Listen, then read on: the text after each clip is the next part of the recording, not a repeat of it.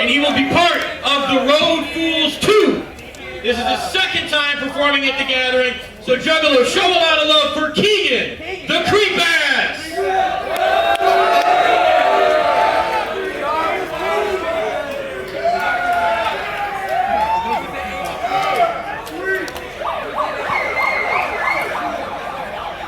What's up, gathering?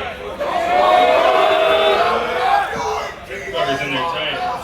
How's everyone doing tonight? Good. Have I seen anybody on the road with ABK this year? Sparks! Sparks? Hell yeah! That was a fun night. That was a fun night. Arizona! Alright, we're gonna get this started. I want to give a shout out to Native World, ABK, A&B, Big Hoodoo, all showing me love tonight.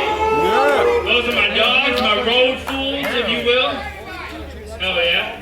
More importantly, I want to thank everybody that got me high as fuck in the parking lot last night. Hell yeah, you guys introduced me to shit I've never had before, such as peyote. Who's selling the peyote in here, though? That shit was good. I don't really know what it is, but I did it because fuck it, we're at the gathering. And that's the perfect time to try new drugs. Seriously, it was a pretty good time. It was a pretty eventful night, I must say. I guess was found with my dick in somebody's muffler. In my defense, I thought I was fucking Whitney Payton.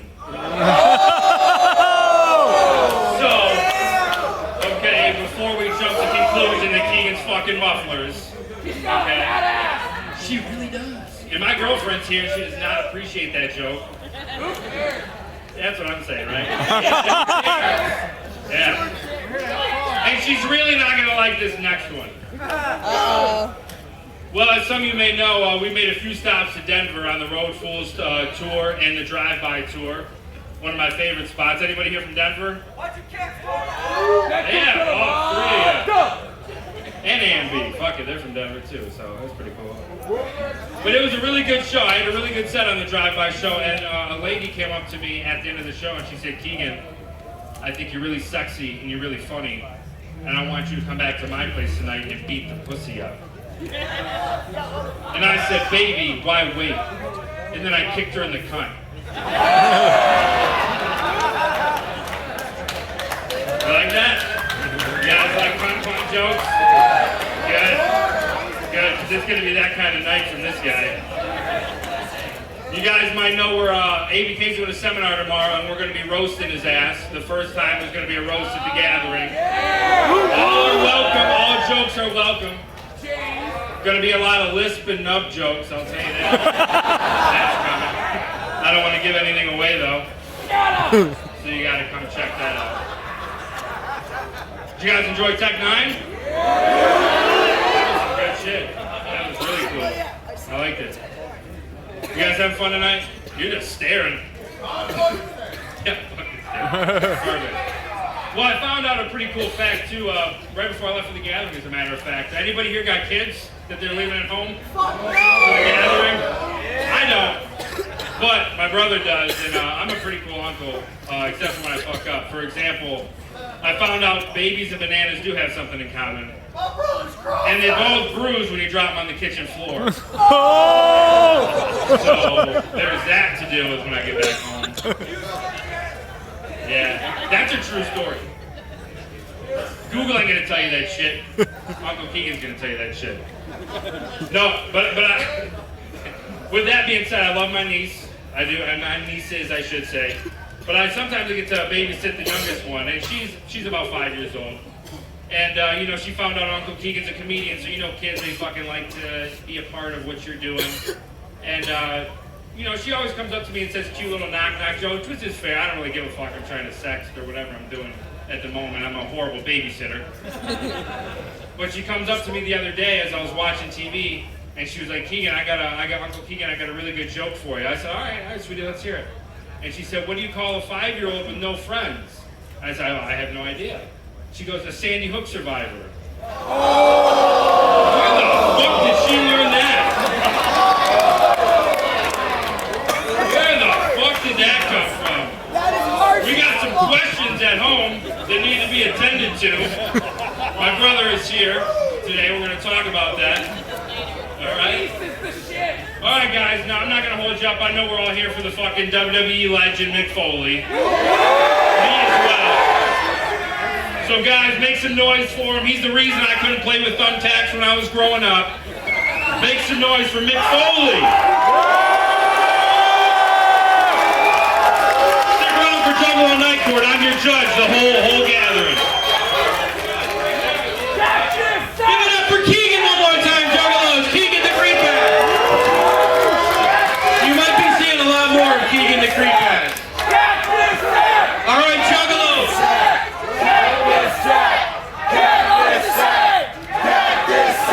I think that you know who they want to see. Juggalos, he's a three-time WWE Hall of Famer.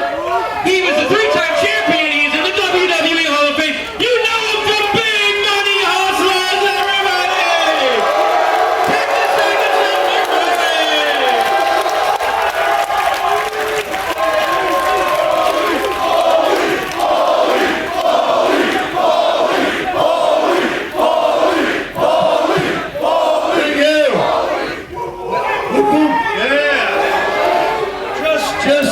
So you know the origin of my being here today.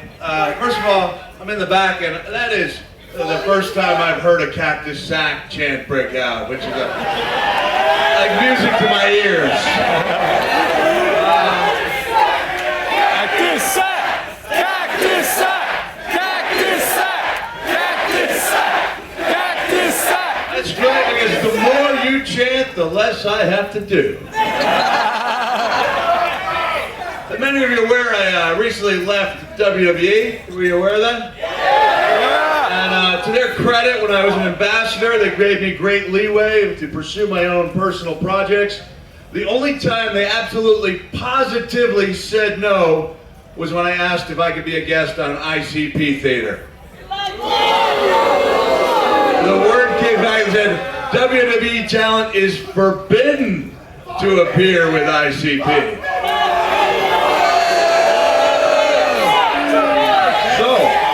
On the day my contract ran out, I called my agent and said, let's see if you can get me a spot on the gathering. So here I am. Does anyone know the origin? Why the hell the hardcore legend is carrying a lacrosse stick on the stage? Stories out there. I got to tell you, when I accepted this gig, I was at the gathering one time before, 3 years ago, and some helpful fans were nice enough to send links to me showing some previous guests who had not exactly been showered with kindness from the Juggalos. They were in fact being showered with other things. Among them bodily fluids and solids. I'll be completely honest, I've been blown up, I've been set on fire, I've landed on 10,000 thumbtacks. I've never been so terrified in my life. So before I went on that plane, I made 2 purchases. I stopped off at a Walgreens and bought a rain poncho, even though it wasn't scheduled to rain. And I stopped by the lacrosse warehouse for a lacrosse stick, because back in the day I used to be a goaltender. Hadn't picked up a stick in 25 years. And the guy at the store saw me working in the pocket. And he was like, you gonna play some lax, Mick? And I said, nope. Caught him by surprise, because it's not like a tennis racket or a baseball bat. There's multiple uses. Like, you usually only pick up a stick and see a stick. I see this young man's confused. I'm going to clear this up for you momentarily, okay? And he goes, what are you going to do with it? And I said, catch some shit. And he said, oh, what kind of shit? And I said, human shit.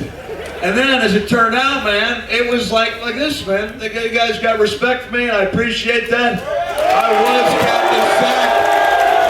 20 minutes into it, such a love-in, I was like, hey, will someone throw a beer can so I can block it and write this stick off on my taxes? Even better this year, it'd be great if no one throws anything, because as you can see, the tag is still on this bad boy. I can't return it with poop on it, lady. So we're looking for a poop-free evening, and I'm going to return this bad boy. Matter of fact, the show it, I'm going to lay it down. I don't think I'm going to need this here. But I got to tell you, listen, I know there's going to be a lot of yelling, hollering. It's okay if you yell stuff out. It's all right. Normally, in an intimate gathering, it's not okay to yell stuff out. I remember being in Erie, Pennsylvania. For those of you who don't know, when hey, Mick does stand up, he's like, well, he's not even telling jokes. I don't really tell jokes. Like, I don't come out, for example, and say, hey, what's the difference between Al Snow and the 100 Years' War? No, I don't do that type of thing. No, I don't need to. Oh, what's the answer? Well, if I was going to do that type of thing, which I don't, the answer would be, at a certain point, the 100 Years' War was over. Boom!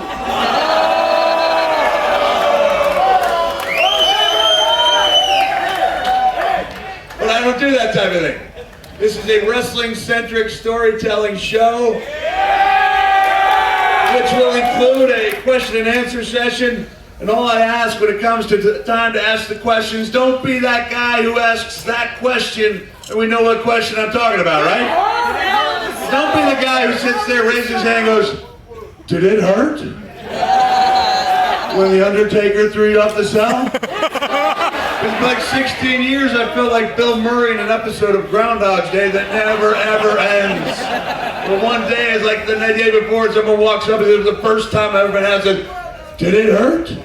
Got to the point where I was in Washington, D.C., at Walter Reed Army Medical Center, visiting injured service members.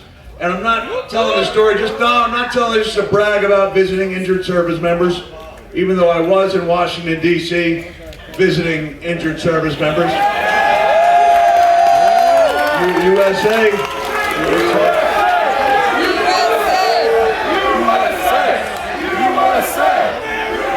And the guide, the USO told me that Tiger Woods was there that same day, and she goes, you know what's so surprising is the troops are actually more excited to see you. And she said, isn't that great? And I said, no.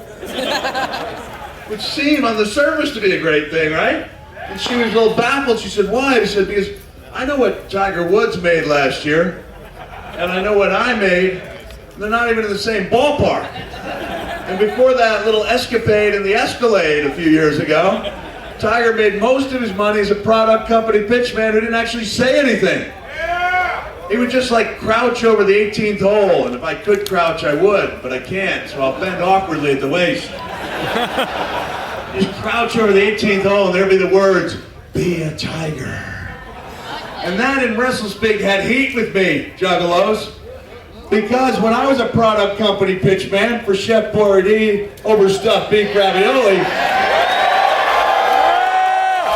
I had to put out. I had to jump out of the bush and say things like, beefy, in a wild animal park. Remember the climactic scene, the director wanted to know if I could get a giraffe to chase me while I held a can of overstuffed beef ravioli aloft. And I said, I don't think so.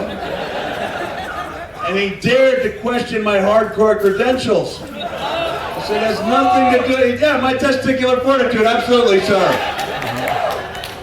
And I said, it has nothing to do with that. And he goes, well, what's the problem? And I said, sir, giraffes are herbivores. Not likely to crave Chef Boyardee overstuffed beef ravioli. And he said, well, what can we do? I said, why don't we find out what giraffes do eat, replace the ravioli with that, and see what happens. So guess what happened?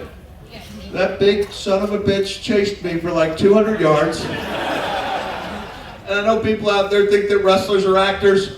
Trust me when I tell you I can't act as terrified as I looked in that commercial.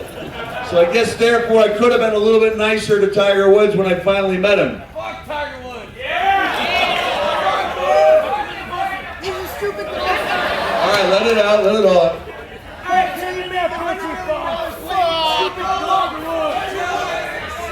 Okay. All right.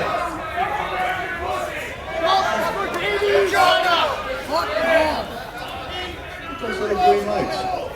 Anyway, I guess I could have been nicer as I said, hey, how you doing? And he looked at me and goes, hey, pal, is there some type of problem? whitest white guy I'd ever met is Tiger Woods. And I said, no. And he goes, hey, cut the malarkey. I'm a white guy, I haven't used the word malarkey in a lifetime. Here's Tiger Woods using it on me. And I said, hey, I'm sorry. And I told him that thing about using the words, how much pride I took. He made a lot more money than me. And I said, it's my fault. And he goes, no problem there, fella. What do you say we bury the hatchet? Shook hands, and he goes, hey, fella, can I ask you a question? I said, sure. And he goes, did it hurt? Well, the Undertaker threw you out, that's how. So don't be that guy, okay? Now, as you may have detected, there's another thing about a Foley show. I only drop one F-bomb per show. That's kind of commendable, given that a DDP needs 4 of them to describe the birth of a fuzzy puppy. I know it's a frequently used word. I heard Tech 9 throwing it out there a little bit.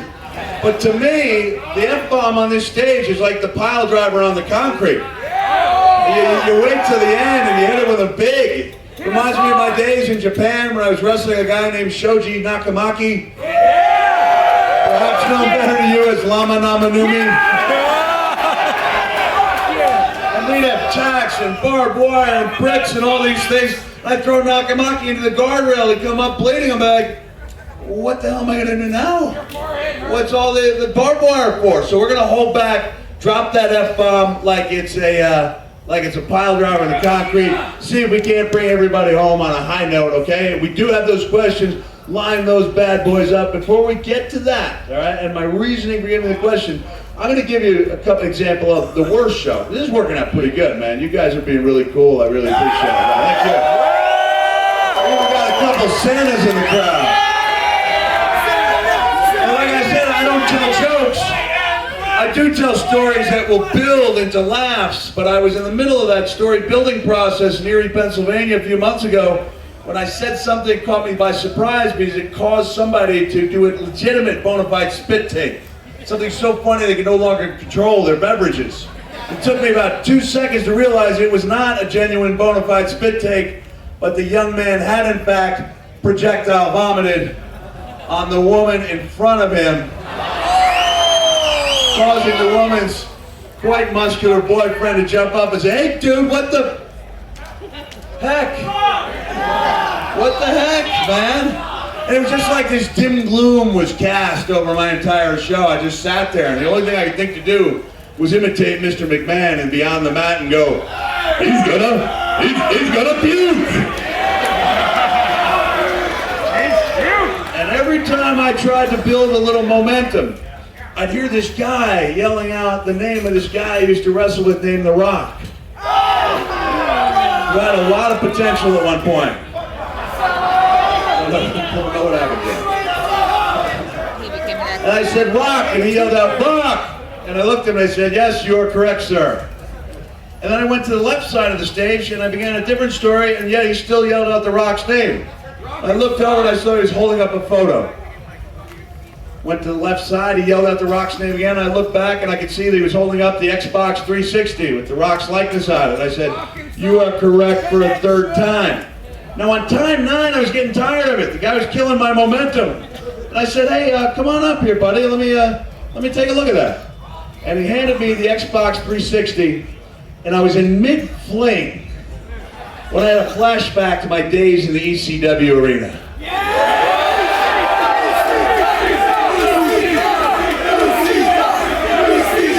Any of you guys make the pilgrimage to the old ECW arena back in the day? And you would know it was in fact not an arena at all, but a converted bingo hall next to a dollar store, where for a 10 spot, these maniacal fans from across the country and the world could load up on a cornucopia of cheap weaponry. It was considered a badge of honor to hand a cheap $1 aluminum frying pan to your favorite wrestler to use on his opponent. No harm, no foul, yet you could get a cheese grater at the dollar store. And so, in 1995, I was in the middle, like I said, as a flashback of my days in the ECW arena, I was in the middle of swinging what I thought was a $1 aluminum frying pan when I realized it's a cast iron skillet. And it would be 3 days before the Sandman knew the sound of his own name. I had that similar flashback right there in Erie in mid-fling as I looked at that young man, got a good look and went, he's got special needs. And because I tried to more or less check my swing, it was an awful fling and it just kind of skipped limply off the stage, plopped unceremoniously on the floor, and then this poor young man ran after it. And I just felt like such a dick. I don't know if you guys have heard the rumors about me and my thriftiness. You're awesome. On the road. Well, they're true. They're damn true. All right? Hard earned. But despite the legendary thriftiness,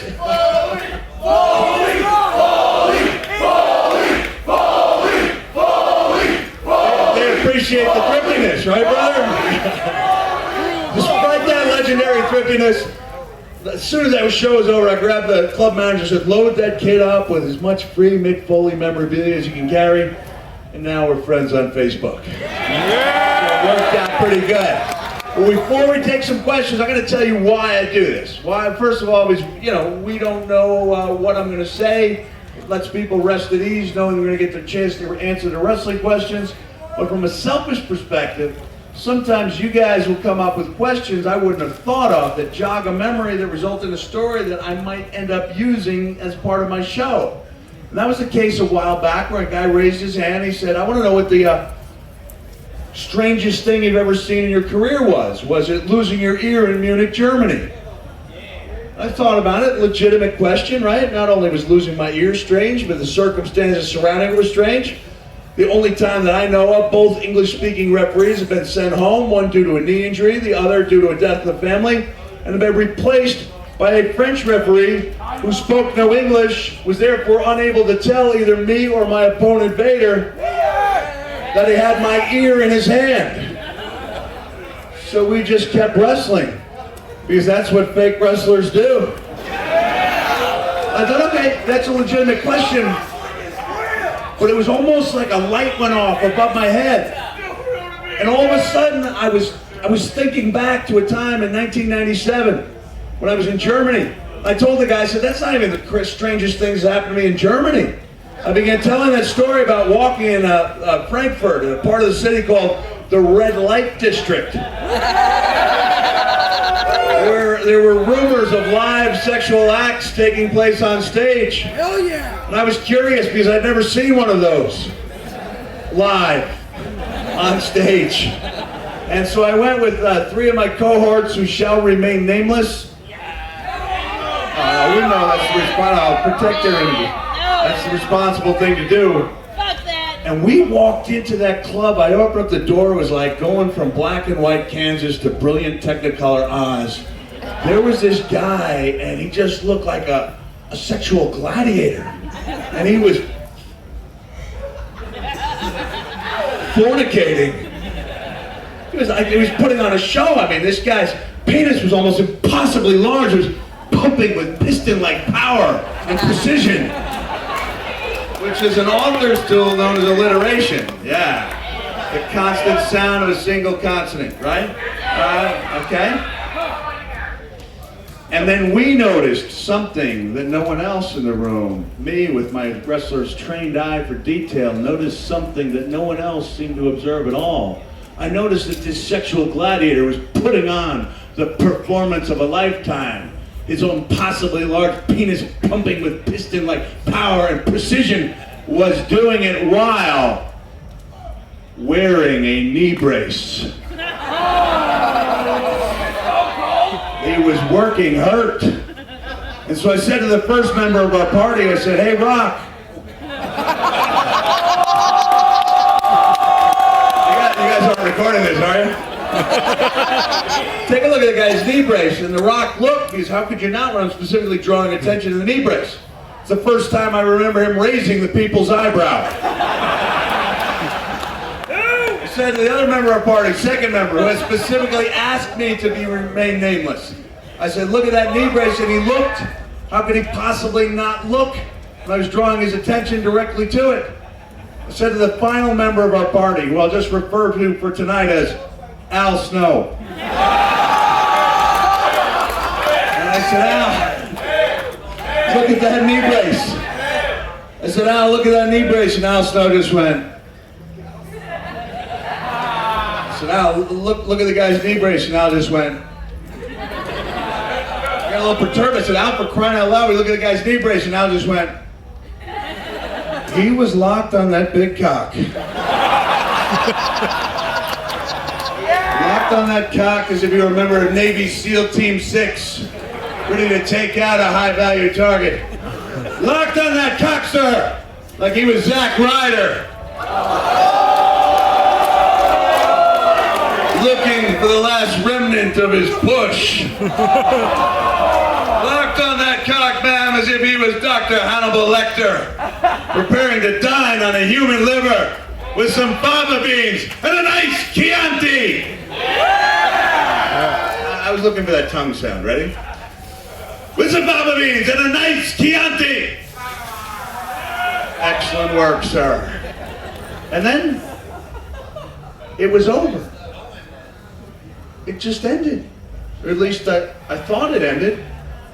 I had reason to believe it ended. You got way too drunk. There was evidence to suggest that it ended. It left behind a trail of evidence. A new act went on stage as if that other one had never been there to begin with. But I couldn't take my eyes off that magnificent warrior as he hobbled to the back part of the room, limping noticeably. And I remembered once what the Godfather had told me about limping. Limping ain't easy. It ain't easy. And I watched as he made his way to the back part of the room, where he sat down and put his arm around his one true love, who was a dude. And I thought, ladies and gentlemen, that's dedication. Who wasn't a dude? I don't know who the dude was. There's no secret wrestling identity to the dude, you know?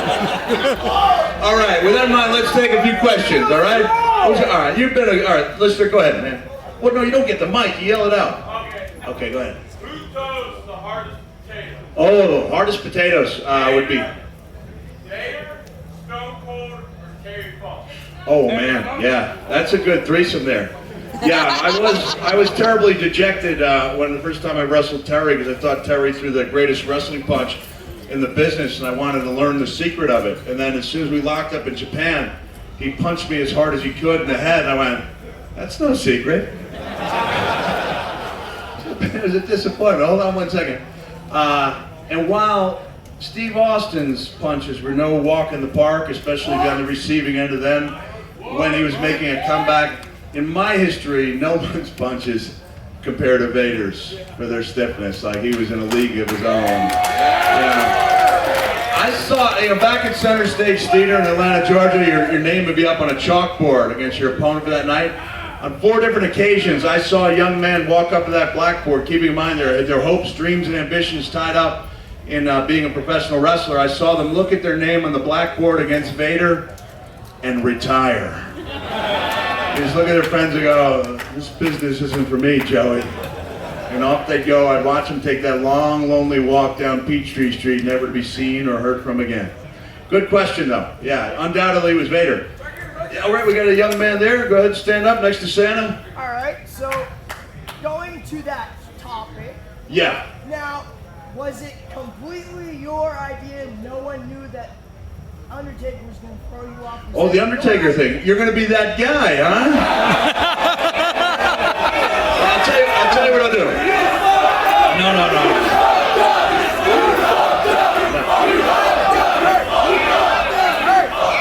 I'll tell you what.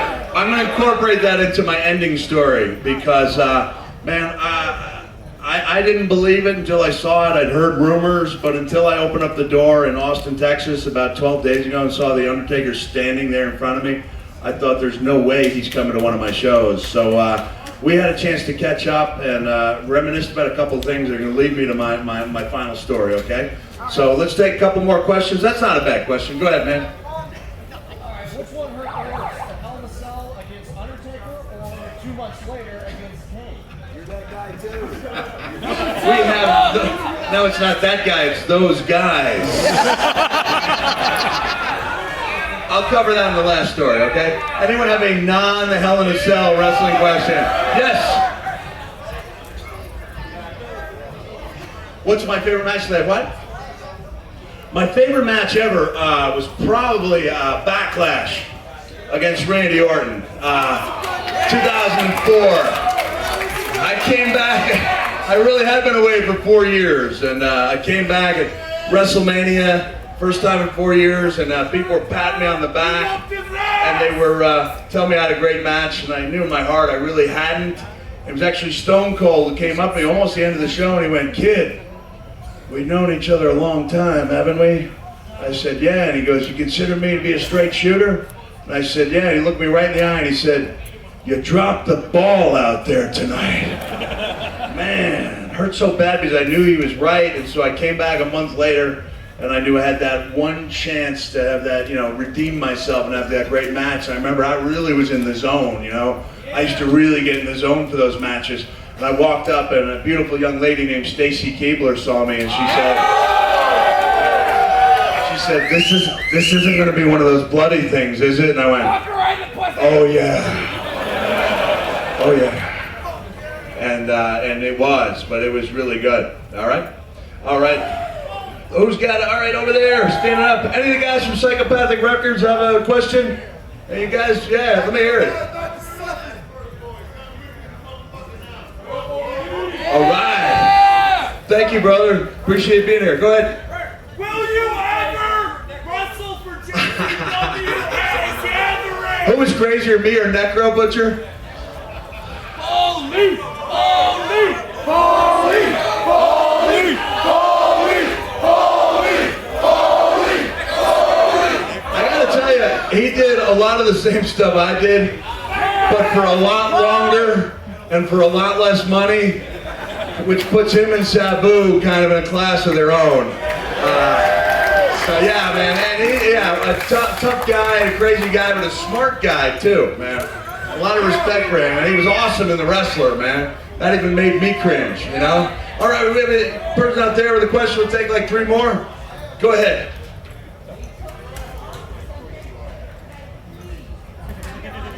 Oh, that is completely off the subject.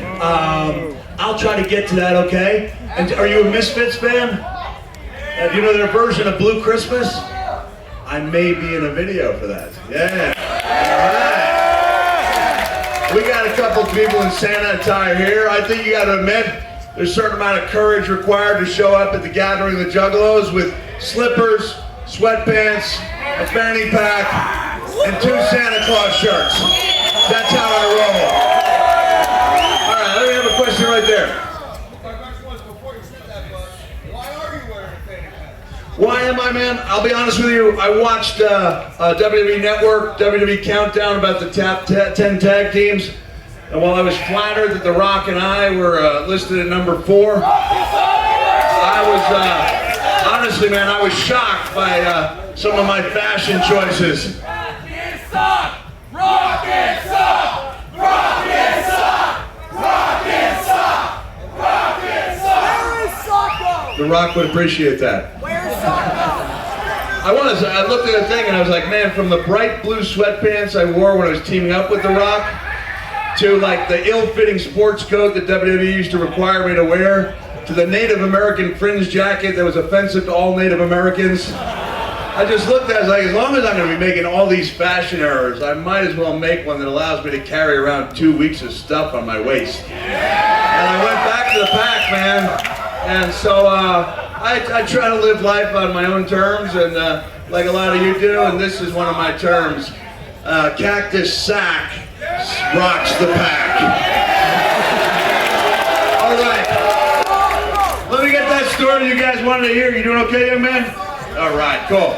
Yeah, man. The Undertaker showed up in my dressing room in Austin, and we reminisced. And man, up until that point, I'd completely forgotten that during that infamous Cell match, that he had a broken bone in his foot. Remember that, okay? What? And then up until last April, when I was inducted into the WWE Hall of Fame.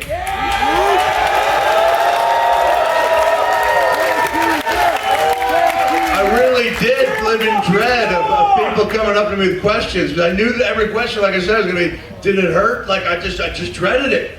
And then I was very lucky that April of 2013, I was inducted not only in an arena, Madison Square Garden, and it meant a lot to me. The arena I grew up hitchhiking to, taking trains to, where I saw Jimmy Superfly Snuka leap off the top of the steel cage. But I was inducted by Terry Funk with an N, so technically I'm still at 0 on my up-bomb meter, am I not? Pretty commendable, right? And he, for the first time, shed light on words that were exchanged between he and The Undertaker during that match that would forevermore make me see it in a different way. It was brand new. It wasn't 15 years old. It was brand new. And understand the magnitude of those words. If I can, I'll take you guys on a little journey back into June 1998 after I'd been thrown off that massive cell structure the first time. Now, I learned in the United Kingdom not to say I was tossed off. It means something different over there. None of us want to think of The Undertaker that way. He's already lost the streak. I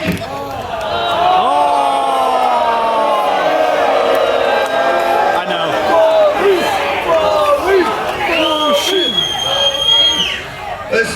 The cell, for those of you who don't know, those of you who might not be wrestling fans, was a massive steel structure rumored to be upwards of 40 feet in the air.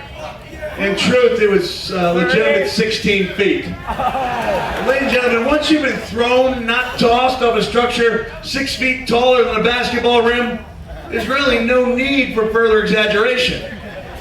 Although if Jim Ross wants to show up in the Foley bedroom and apply that same type of mathematics to the play-by-play, that might be appreciated. My God, look at the circumference. There's you math fans out there. But after I was thrown off that steel structure that first time, they came out with a gurney, stretcher on wheels, and began wheeling me up that aisle. Everybody thought that match was over. Nobody would have thought less of me if it had been. But on that one night, I found the strength the fortitude to roll off that gurney, and I began ascending that massive steel structure one more time. Slowly, I'll grant you that. It was not a speedy journey, but it was completed with a peace of mind that can only come from knowing. Absolutely knowing. That can only come from absolutely knowing that the worst part of my evening was over with. Now that was my bad. Things got worse. They got a lot worse. The Undertaker choke slammed me on top of that cell. My body went through that mesh like a hot knife through butter. I hit that canvas and I was unconscious upon impact. When I say unconscious, when I say knocked out, I'm not talking about one of those referee Earl Hebner type of knocked out either. Where he takes a glancing blow in the corner and his body loses all semblance of life. He screwed Brett! Yeah, he did screw Brett. Not literally. Just making sure. It wasn't like he had the hitman bent over the ropes in Montreal going, brother, you really are the best there is. Too soon? All right. To me, herein lies the irony of professional wrestling. Because if you're here as a wrestling fan or as a fan of ICP, you've been mocked or derided for your choices at one time or another. Probably many times, am I right? As wrestling fans, people go, why do you watch that stuff, that fake stuff, that phony stuff? And I'll go, all right, listen, man, I'll grant you,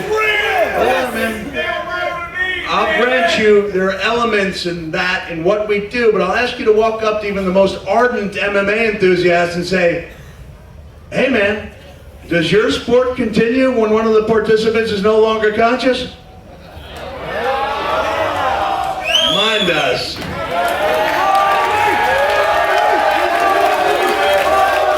In truth, if that same event were to take place in 2014 instead of 1998, that match would be stopped immediately. That'd be the correct move, the responsible move. But fortunately for me, in a weird way, it was not the move that was made in 1998. Because had it been the move made in 1998, no one would have been talking about that match a month down the road, let alone 16 years later. Because in WWE, in 1998,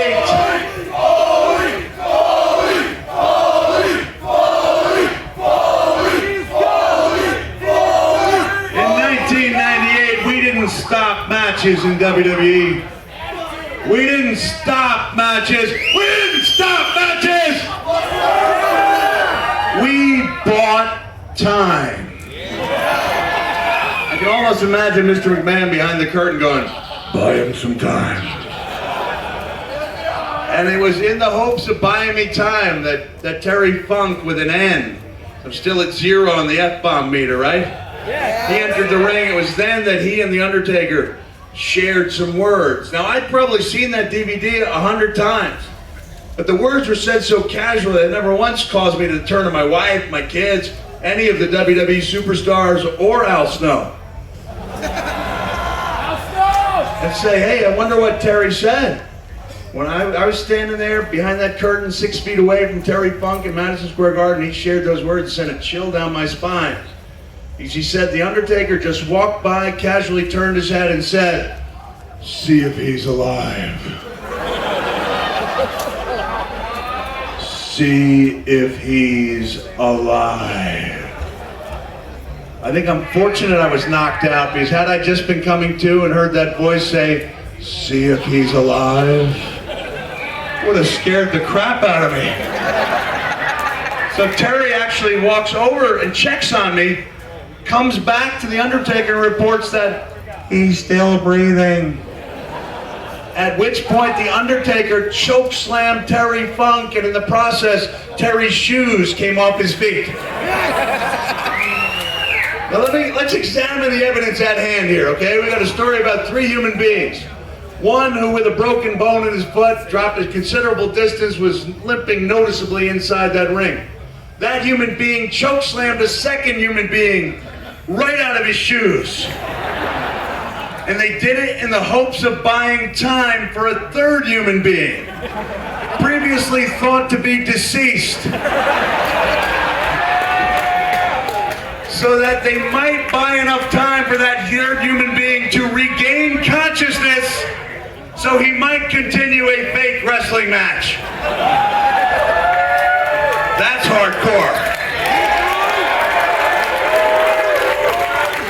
Now, upon regaining consciousness, and I was out by 92 seconds by my own count, I rolled very slowly over to my stomach.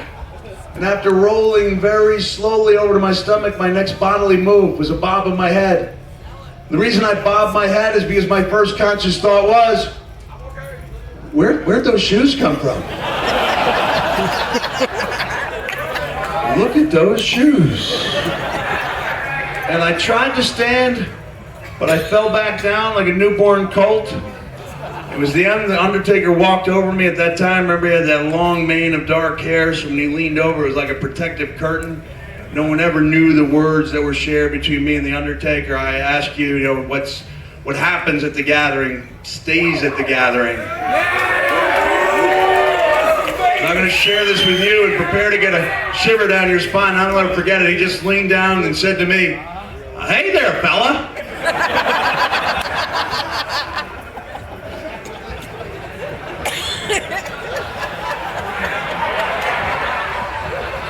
Can I ask you a question? Did that hurt? No. Rest assured, that's not what the Undertaker sounds like, all right? In truth, the words were even more ominous. There were only 2 of them. In truth, the Undertaker leaned down. He said 2 words. He just said, go home. And even if you're not a wrestling fan, you're pretty sure he wasn't talking about having me pack my bags and catch that next flight to Long Island. Because in wrestle speak, go home means what?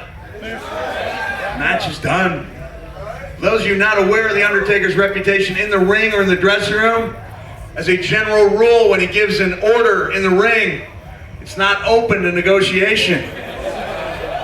But on that one night, for some reason I'll never know, something seemed to speak to me, something bigger than the 2 of us, something almost spiritual, and I found the strength to carry on, and we walked and worked our way into the pages of wrestling history. Now, it wasn't easy.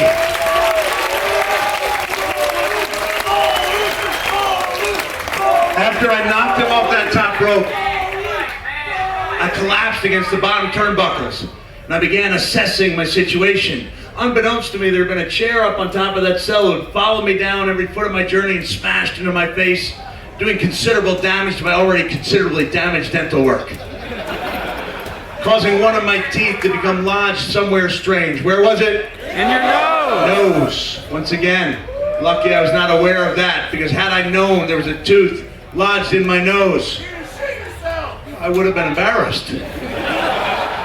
A certain style I like to maintain. But I collapsed against that bottom turnbuckle and began assessing my physical state, and I thought to myself, okay, Mick, you got a massive wound. You got a massive wound underneath your lip, and if you can think of a way to take your tongue, stick it through that massive wound. If you can take your tongue, take your tongue, take your tongue, stick it through that massive wound. You can take your tongue, stick it through that massive wound, and wriggle it. You can find a way to take your tongue, stick it through that massive wound, and wriggle it. It's going to create some captivating television. Because that was my commitment to my craft. I could just take that tongue, stick it through.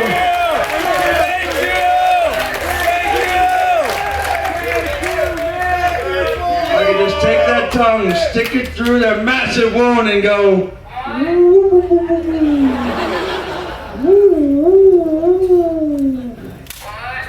But as it turned out, with the beard and the blood loss, you couldn't see my tongue at all, let alone wriggling.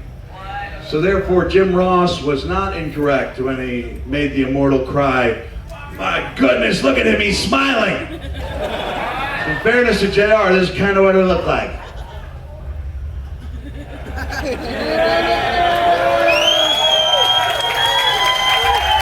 Now, when I was giving that speech, I had asked The Undertaker a week earlier if I could mention his name and thank him personally during my induction. Not for throwing me off a cell in 1998, but for placing me on the world stage in WWE in 1996 with our matches in the United States and around the world, because I'm pretty sure that had it not been for The Undertaker in 1996, I wouldn't be standing on that stage in 2013 in New York City, let alone this stage here, right here in Thornville, Ohio.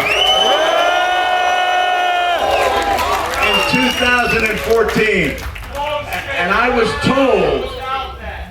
told that as I was giving that speech, as I was thanking him, The Undertaker got as close to emotional as anyone has ever seen him.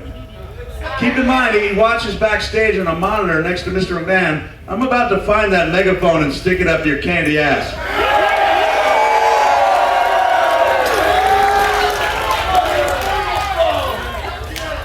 Would the man with the megaphone care to stand?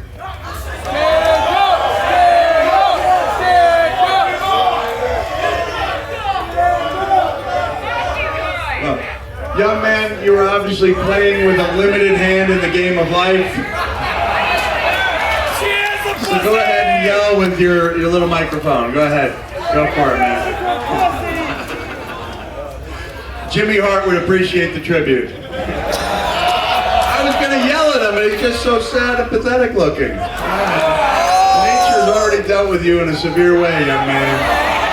No need for me to inflict further harm.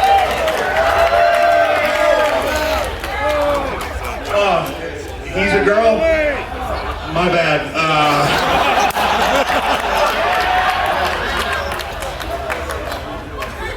Whoops. Thank you. I was going to call you brother, but you're not a brother or a dude. Thank you. All right. But turn that thing off in the next couple minutes. Will you do that, please? For me, the hardcore legend? All right, thank you. Yeah, had it not been for The Undertaker, I would have been standing on that stage in New York City in 2013, let alone on this stage at the gathering of the Juggalos in 2014. And I was told that while I was thanking him, The Undertaker got as close to emotional as anyone's ever seen him, keeping in mind that he doesn't watch the proceedings with the rest of the wrestlers and the fans and the crowd. You might ask why. Go ahead and ask why. Because he's The Undertaker. Plays by a different set of rules. He You don't cut to him during a commercial break and say, "Hey, always great to see the Undertaker." Have him put his thumb, yeah. So he's watching on a monitor backstage next to Mr. McMahon, getting as emotional as anyone's ever seen him. So when I walked off that stage, he was the first person I saw. I walked through that curtain, he greeted me, and he gave me a big hug. Like a big hug. And that's significant because he's not a hugger. He could be on this stage 100 nights in a row and the word wriggle is not going to leave his lips. He doesn't make sound effects like woo, woo, woo, woo, woo.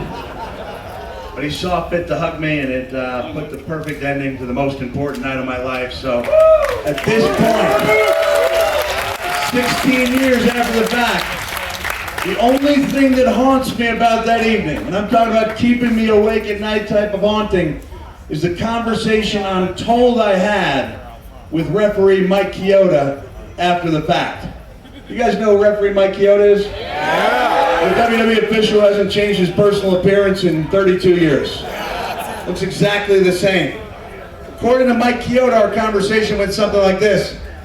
He said, "Cactus, we're bringing a stretcher out for you." And I raised my arm and I said, "Have I already been on a stretcher tonight?" And he said, "Yeah." I lifted my arm again, and I know on a certain level the reason I lifted my arm is I didn't want anybody in the Pittsburgh Civic Arena to see me talking. And I said, "Mike, I can't be on 2 stretchers in one night." And the part that scares me about that is I have no idea where that came from.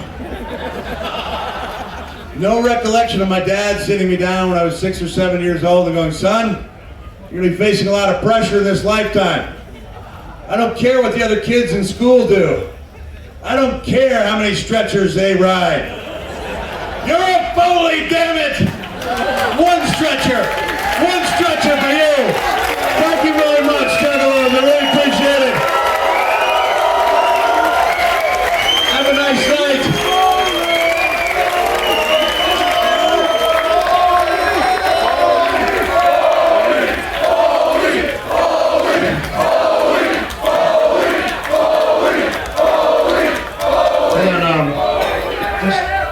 Something else, this is very difficult for me to say. Fuck.